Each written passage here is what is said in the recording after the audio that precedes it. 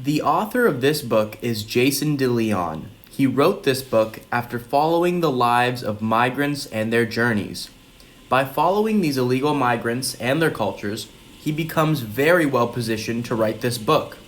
Another contribution to his position would be that he met the families back home, followed them on their journey, and found where they land in the States. By getting this whole view of their migration, he can truly begin to get a full sense of this topic. The main point for this book is the illegal migration across the Sonora Desert in Arizona on the Mexican-American border.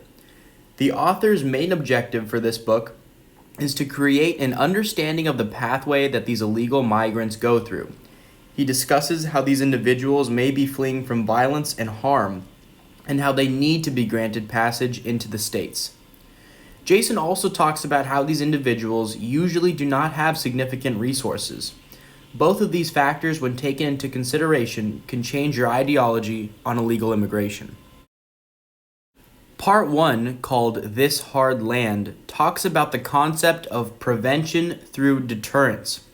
What they've done here is essentially left a section of the border with minimal security.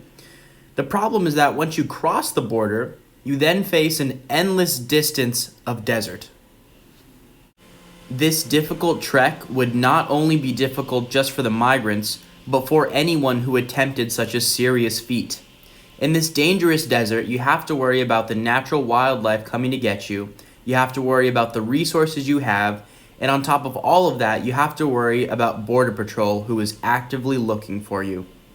In Chapter 2, you begin to see the desert as an unforgiving area. In this zone, human rights are suspended in the name of national security.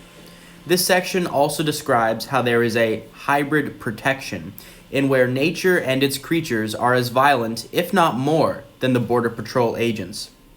Jason's goal for this chapter is to say that yes, there are other humans looking for these individuals, but it's more about the non-human role that is played in the desert. To start El Camino in Chapter 4, Jason tells a story about Lucho and Memo. These two migrants have been deported to Mexico multiple times due to their several DUI charges.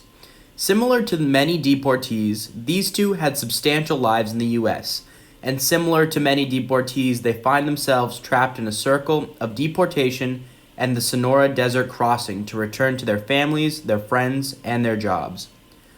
In Chapter 5, this includes food, water, and backpacks. In both Chapters 6 and 7, the team examines material that were left on the trail. By analyzing the specific material and documents left behind, it gives an insight into the harsh conditions that these individuals endure. To start off perilous terrain, Chapters 9 and 10 discuss the deadly aftermath of the deterrence program.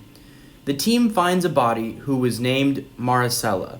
She was an Ecuadorian crosser whose dead body began to show the severity and brutality of this so-called necro-violence. Part 3 talks about Central American migrants. These migrants are incredibly vulnerable and are exploited in almost every part of their journey with the Mexican smugglers. Jason explores the cultures of these individuals in their homes in Mexico, as well as their journey and finally their destination in the States. By looking at the whole journey of these individuals, he gets a full sense of their lives and cultures. This book makes significant contributions to cultural anthropology as he explains all the facts. This also supports the current cultural anthropology ideology as it continues to give us more evidence about the migrants' journeys and the obstacles that they must overcome.